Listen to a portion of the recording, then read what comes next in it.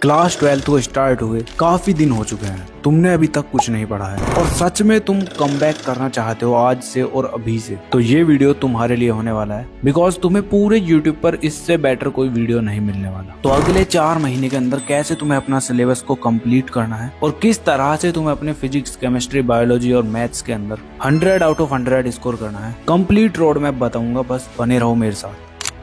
So hi everyone, this is Mukul Bhardwaj और आज की वीडियो में हम बात कर रहे होंगे क्लास 12 के लिए अगले 4 महीने के कंप्लीट रोड मैप। और ये कंप्लीट रोड मैप उन बच्चों के लिए होने वाला है जिन्होंने अभी तक कुछ भी नहीं पढ़ा है, मतलब नॉन सीरियस स्टडी की है बस। तो रोड मैप के अंदर तुम्हारे 4 स्टेप होने वाले हैं। स्टेप 1 होगा तुम्हारा सिलेबस अवेयरनेस, सेकंड होगा तुम्हारा टाइम मैनेजमेंट, थर्ड होगा वीकली एंड मंथली टारगेट और फोर्थ होगा सब्जेक्ट वाइज स्ट्रेटजी। ठीक है, तो स्टार्टिंग करते हैं अपने सिलेबस अवेयरनेस से। तो देखो, इतना टाइम हो चुका है तुम्हारी क्लास 12 को, सिलेबस तो तुम्हें ऑलरेडी पता ही होगा। अगर नहीं पता है तो देखो, फिजिक्स के अंदर तुम्हारे 13 चैप्टर्स होने वाले हैं, केमिस्ट्री के अंदर 10 चैप्टर्स होने वाले हैं, बायोलॉजी के अंदर तुम्हारे 13 चैप्टर होंगे और मैथ्स के अंदर भी 13 चैप्टर्स ही होने वाले हैं। तो प्लान कुछ इस तरह से है कि तुम हर सब्जेक्ट का एक चैप्टर 7 डेज में करोगे। इस तरह से तुम्हारी फिजिक्स होगी 91 डेज में कंप्लीट, केमिस्ट्री 70 डेज में कंप्लीट, मैथ्स तुम्हारा 91 डेज और बायोलॉजी भी 91 डेज के अंदर। अब इन 7 डेज में तुम्हें क्या क्या पढ़ना है, कैसे पढ़ना है, वो तो मैं तुम्हें भी आगे बताऊंगा, जो मैंने सब्जेक्ट वाइज स्ट्रेटजी में बताया है। बाकी कौन सा चैप्टर किस मंथ में और किस वीक में करना है वो भी तुम्हारा 3rd पॉइंट में इंक्लूड है। ठीक है, तो बने रहो। अभी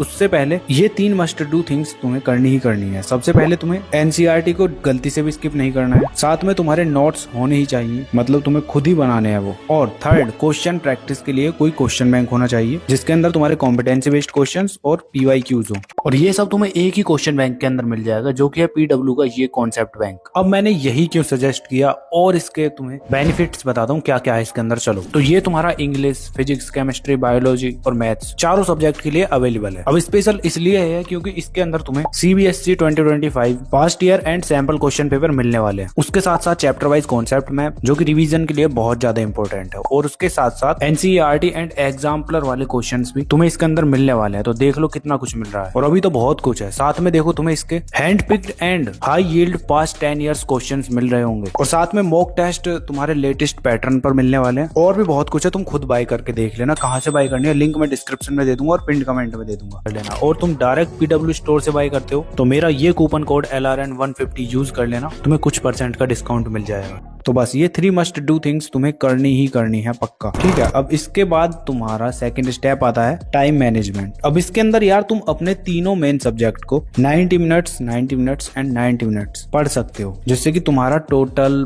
पूरे दिन का सेल्फ स्टडी आवर्स हो जाएंगे 4.5 आवर्स। मतलब इतने घंटे की तुम सेल्फ स्टडी करोगे ही करोगे। ठीक है, बाकी टाइम मैनेजमेंट के लिए मैं नेक्स्ट वीडियो लेकर आऊंगा, एक और टाइम टेबल के लिए। तो अगर चाहिए वीडियो तो कमेंट कर देना। ठीक है, अब मैंने तुम्हें बता तो दिया कि इतने घंटे की तुम्हें सेल्फ स्टडी करनी है। उसके अंदर तुम्हें पढ़ना क्या क्या है वो तुम्हें स्टेप 3 और 4 से पता चलेगा। तो स्टेप 3 में यार मंथली एंड वीकली ये टारगेट्स तुम्हें फॉलो करने हैं हर सब्जेक्ट के लिए। तो स्टार्टिंग करते हैं केमिस्ट्री से। तो केमिस्ट्री में यार तुम फर्स्ट मंथ के फर्स्ट वीक में सॉल्यूशन वाला चैप्टर कर रहे होगे। ठीक है, सेकंड वीक में तुम इलेक्ट्रोकेमिस्ट्री वाला चैप्टर कर रहे होगे। इसके बाद जब वो हो जाता है तो थर्ड वीक में तुम कर रहे होगे केमिकल काइनेटिक्स वाला चैप्टर। इसके बाद फोर्थ वीक में तुम कर रहे होगे डी एंड एफ ब्लॉक वाला चैप्टर। ठीक है, तो फर्स्ट मंथ में तुम्हें यही करना है केमिस्ट्री के अंदर। इसके बाद आता है तुम्हारा सेकंड मंथ, जिसमें तुम फर्स्ट वीक में तुम करोगे कोऑर्डिनेशन कंपाउंड वाला चैप्टर, सेकंड वीक में तुम कर रहे होगे halo alkane and hello Erin वाला चैप्टर। ठीक है, थर्ड वीक में तुम कर रहे होगे अल्कोहल, फिनॉल एंड ईथर वाला चैप्टर, एंड फोर्थ वीक में तुम कर रहे होगे aldehyde, ketone and carboxylic acid वाला चैप्टर। ठीक है, सेकंड मंथ तुम्हारा यही इस तरह से कंप्लीट होगा। इसके बाद थर्ड मंथ में यार तुम वीक 1 में कर रहे होगे एमीन्स वाला चैप्टर, और सेकंड वीक में तुम कर रहे होगे बायोमोलिक्यूल्स वाला चैप्टर। ठीक है, तो कुछ इस तरह से तुम्हारी केमिस्ट्री के ये सभी chapters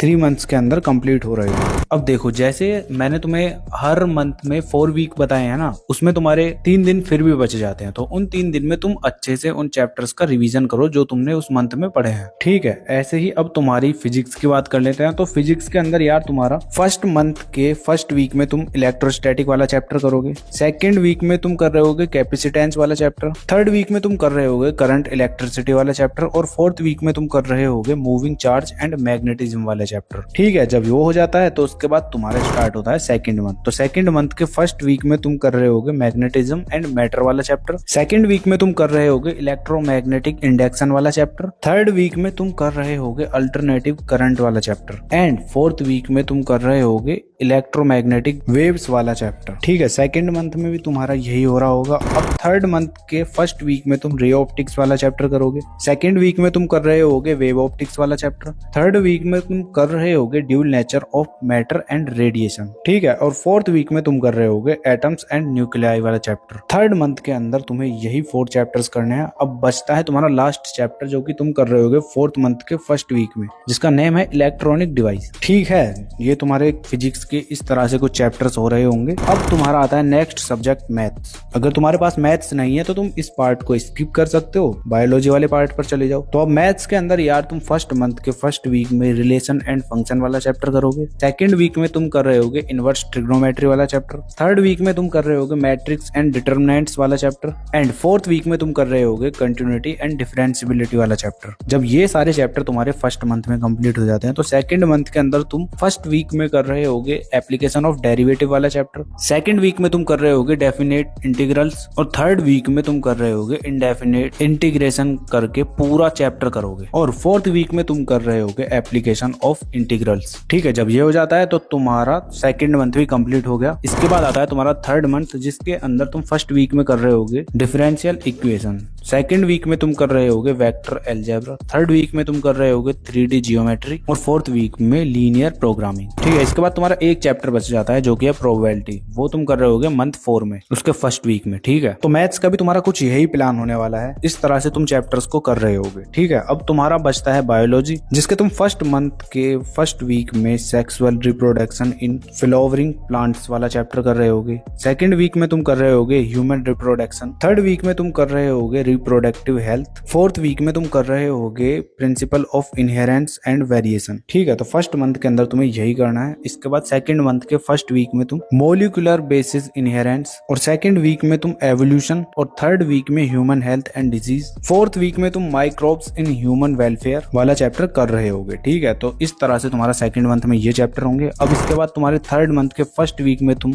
biotech principal and progress वाला चैप्टर कर रहे होगे। सेकंड वीक में तुम कर रहे होगे बायोटेक्नोलॉजी एंड इट्स एप्लीकेशन वाला चैप्टर। थर्ड वीक में तुम कर रहे होगे ऑर्गेनिजम्स, पॉपुलेशंस और फोर्थ वीक में इकोसिस्टम। ठीक है, तो ये 4 चैप्टर इन 4 वीक्स के अंदर तुम्हें करने हैं। इसके बाद बचता है तुम्हारा एक चैप्टर, वो तुम फोर्थ मंथ के फर्स्ट वीक में करोगे, जो कि है बायोडाइवर्सिटी एंड इट्स कंजर्वेशन। ठीक है, तो कुछ इस तरह से तुम अपनी बायोलॉजी को कंप्लीट कर रहे होगे। अब इतना सब कुछ बता दिया मैंने। अब इन 7 डेज के अंदर तुम्हें किस तरह से स्टडी करनी है हर सब्जेक्ट के लिए, वो सब्जेक्ट वाइज स्ट्रेटजी बताता हूँ, जो कि है तुम्हारा 4th स्टेप। तो इसमें भी स्टार्टिंग अपनी केमिस्ट्री से ही करते हैं। तो केमिस्ट्री के अंदर यार तुम डे 1 एंड 2 पर अपने लेक्चर्स पर फोकस करोगे और साथ के साथ नोट्स बनाओगे। और लेक्चर कहाँ से देखोगे? तुम यूट्यूब से देखोगे। हर चैप्टर के तुम्हें 1 शॉट लेक्चर देखने हैं बस। ठीक है, तो 2 दिन में तुम्हें अपने लेक्चर और नोट्स को कंप्लीट कर लेना है। उसके बाद डे 3 पर तुम एनसीईआरटी पढ़ रहे होगे लाइन बाय लाइन। ओके, जब वो हो जाता है तो उसके बाद डे 4 पर तुम reaction bank and formula notebook ready कर रहे होगे। रिएक्शन बैंक तुम्हारा होने वाला है इनऑर्गेनिक एंड ऑर्गेनिक केमिस्ट्री के लिए और फॉर्मूला नोटबुक होगी फिजिकल केमिस्ट्री के लिए। तो जैसे तुम फिजिकल केमिस्ट्री का कोई भी चैप्टर पढ़ रहे हो ना, तो उसके तुम जितने भी फॉर्मूले हैं ना, उनको इस नोटबुक के अंदर लिख लेना है। ऐसे ही अगर इनऑर्गेनिक या ऑर्गेनिक का कोई भी चैप्टर पढ़ रहे हो, उसकी रिएक्शंस लिख लेनी है बस। ठीक है, जब वो तुम्हारा कंप्लीट हो जाता है तो डे 5 पर तुम प्रीवियस ईयर क्वेश्चंस और कॉम्पिटेंसी बेस्ड क्वेश्चंस को सॉल्व कर रहे होगे और उनके लिए मैंने ऑलरेडी बता दिया कहाँ पे मिलेंगे। ठीक है, इसके बाद डे 6 पर तुम उन क्वेश्चंस का एनालिसिस कर रहे होगे, कहाँ पे तुमने गलती की है, कहाँ पे तुमसे वो सॉल्व नहीं हो रही है, उन क्वेश्चंस में प्रॉब्लम आ रही है। ठीक है, और डे 7 पर तुम पूरे चैप्टर का रिवीजन कर रहे होगे। बस केमिस्ट्री को तुम्हें कुछ इस तरह से कंप्लीट करना है। समझ गए ना किस तरह से केमिस्ट्री को पढ़ना है? अब ऐसे ही सेम बाकी सब्जेक्ट के लिए क्या क्या करना है वही बताता हूँ। चलो अब तुम्हारी बात करते हैं फिजिक्स की। तो देखो, फिजिक्स के अंदर तुम्हें 7 डेज में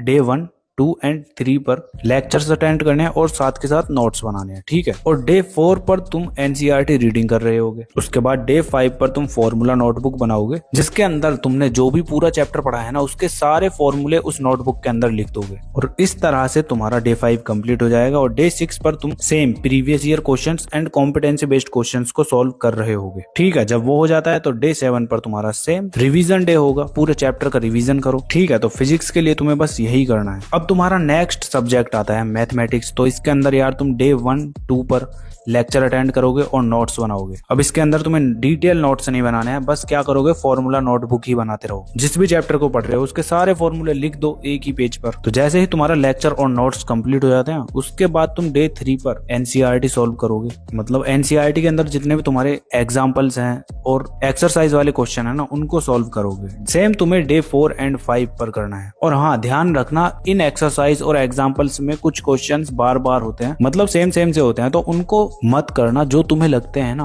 कि मुझसे नहीं होंगे उन्हीं क्वेश्चंस को सॉल्व करना बस, ठीक है। एनसीईआरटी होने के बाद तुम डे 6 पर PYQ and competency based question ही लगा रहे होगे। जब वो हो जाता है तो डे 7 पर तुम पूरे चैप्टर का रिवीजन कर रहे होगे बस। तो मैथ्स के अंदर भी तुम्हें बस यही करना था। बाकी अब तुम्हारा एक सब्जेक्ट बच जाता है बायोलॉजी। तो इसका भी 7 डेज प्लान कुछ इस तरह से होने वाला है कि डे 1 एंड 2 पर तुम लेक्चर्स अटेंड करोगे और साथ के साथ नोट्स रेडी करोगे, ठीक है। डे 3 पर तुम एनसीईआरटी पढ़ोगे लाइन बाय लाइन और डे 4 पर भी सेम एनसीईआरटी ही पढ़ोगे। मतलब जैसे तुम्हारा चैप्टर्स बड़े बड़े होते हैं तो हाफ चैप्टर तुम डे 3 पर पढ़ सकते हो, हाफ चैप्टर तुम डे 4 पर पढ़ सकते हो, ठीक है। उसके बाद तुम डे 5 पर जो कुछ चीजें एनसीईआरटी में तुमने हाईलाइट की हैं उनके भी नोट्स बना सकते हो, ठीक है। उसके बाद डे 6 पर तुम प्रीवियस ईयर क्वेश्चंस और कॉम्पिटेंसी बेस्ड क्वेश्चंस की प्रैक्टिस करोगे। और डे 7 तुम्हारा सेम रिवीजन डे ही होने वाला है। पूरा जो तुमने इस हफ्ते में पढ़ा है उसका रिवीजन करो, ठीक है। तो 7 डेज के अंदर तुम एक चैप्टर को इस तरह से कंप्लीट करोगे। तो अब तुम्हें समझ आ गया ना कि क्या क्या करना है। तो अब बस टेंशन मत लो, आराम से जो भी मैंने तुम्हें पूरा एक कंप्लीट रोड मैप बताया ना उसको फॉलो करो। और कोई प्रॉब्लम होती है तो मुझे बताओ, कमेंट सेक्शन में भी बता सकते हो या फिर मुझे इंस्टाग्राम पर डीएम कर देना। बाकी वीडियो कैसा लगा वो भी बता सकते हो। और हाँ, क्लास 12th की वो 5 मेजर मिस्टेक जो तुम्हारी पूरी क्लास 12th को बर्बाद कर देंगी। साथ में अगर तुम्हारे हाफ ईयरली आ रहे हैं उसके लिए कैसे पढ़ना है, तो ये सभी वीडियोस तुम्हें अपनी स्क्रीन पर शो हो रही होंगी, इनको भी देख सकते हो। तो चलो फिर मिलते हैं नेक्स्ट वीडियो में, तब तक के लिए keep learning, keep studying and keep smiling.